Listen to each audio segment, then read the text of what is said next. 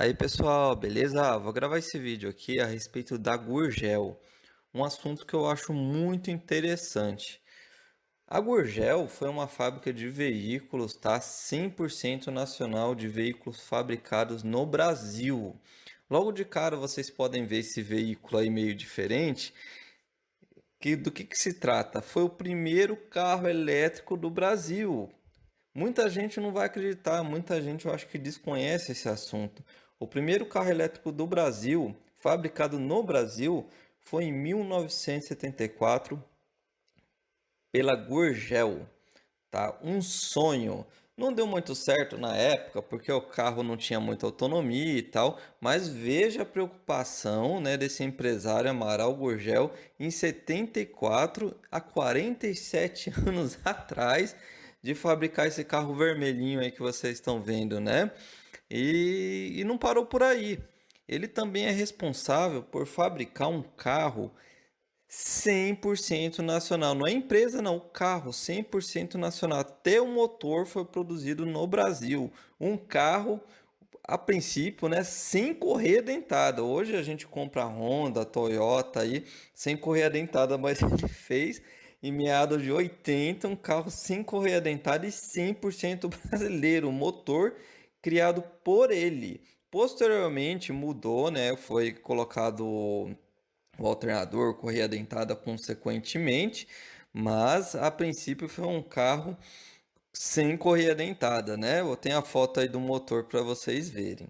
E o que acontece? O Gurgel fabricou muito carro, você pode ver carros aí até hoje rodando aí, né? Eram carros fabricados em fibras de vidro, tá? Todos os carros fabricados em fibra de vidro, ou seja, carros leves. Voltando ao BR 800 que eu tava citando, era um carro com pequeno, né? Com 3,2 metros, pequeno, com comprimento com 450 quilos somente, né? Bem leve.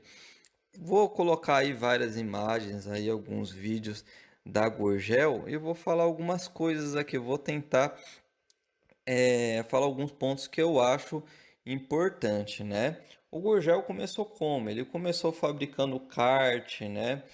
E os primeiros carros que ele fabricou foi com a carroceria Volkswagen e o motor Volkswagen, né? Provenientes aí do Fusca, né? E usava também algumas peças aí da GM, da Chevrolet, era um misto.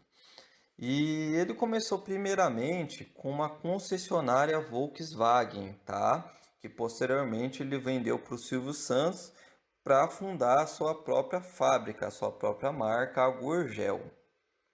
E o Gurgel é responsável aí por vários conceitos, tá? Nunca vistos aqui no Brasil, tá bom? Era um cara extremamente visionário. Carros compactos. Na época não tinha essa questão de carro compacto. Ele foi o primeiro empresário, a primeira empresa a ter esse conceito de carro compacto. Outra coisa que ele trouxe aí, que nenhuma marca tinha trazido ainda, as versões cross dos seus carros, né?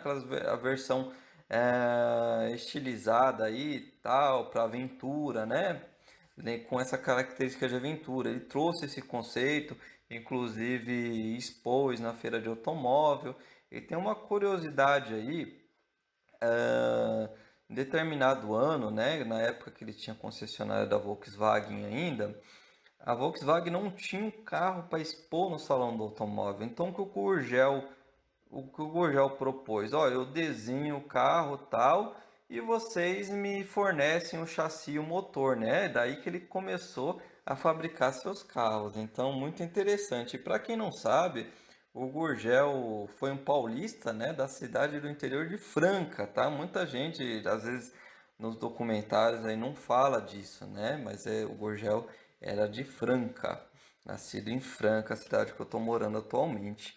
E o desfecho aí da Gurgel, né? O último carro fabricado pela Gurgel foi em 1995, né? Que abriu falência, infelizmente. Qual que foi o motivo da falência, né? Estava tendo muita competição, né? Das empresas, das fabricantes internacionais e também ele quis expandir, né? Então, na década de 90, ele fez um termo, né? Um termo, um- teve uma conversa entre os governadores do estado de São Paulo, na época o Fleury, né? E o governador do Ceará, o Ciro Gomes. E fizeram um acordo, né, de colaboração entre os estados para ele poder produzir lá no Nordeste. Uma coisa inédita também. Na época não tinha uma fabricante lá, né? Hoje vários fabricantes aí fabricam no Nordeste.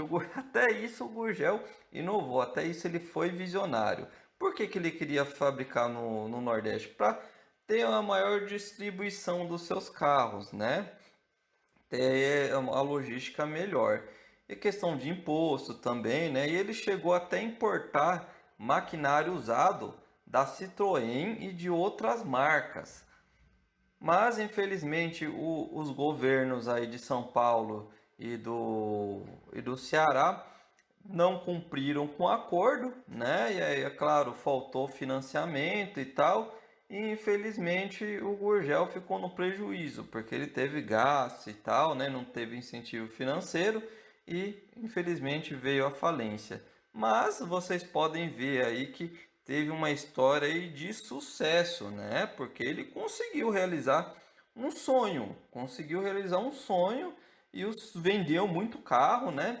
E também foi uma das primeiras empresas a ter o capital aberto, tá? Ele abriu o capital para acionistas, tá? E eu vou colocar um outro detalhe aqui, eu vou jogando assim as informações, né? Que eu fiz um rabisco aqui, mas dá tudo certo.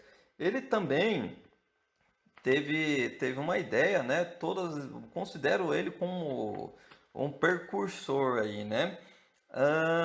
Ele desenvolvia carros personalizados para as empresas, tá? A companhia de energia, que é um carro, ele desenvolvia o carro para as empresas, entendeu? Então, o exército precisa de um carro. Na época dos militares, ele forneceu jipes para o exército, né? Carros personalizados para o exército, personalizou carros de polícia, ambulância, entregava o carro prontinho para trabalhar, né? Então, muito interessante. Também, tá? Foi o precursor de carros aí no estilo do EcoSport, né? Você pode ver que tem carros aí que lembram muito o estilo do EcoSport, inclusive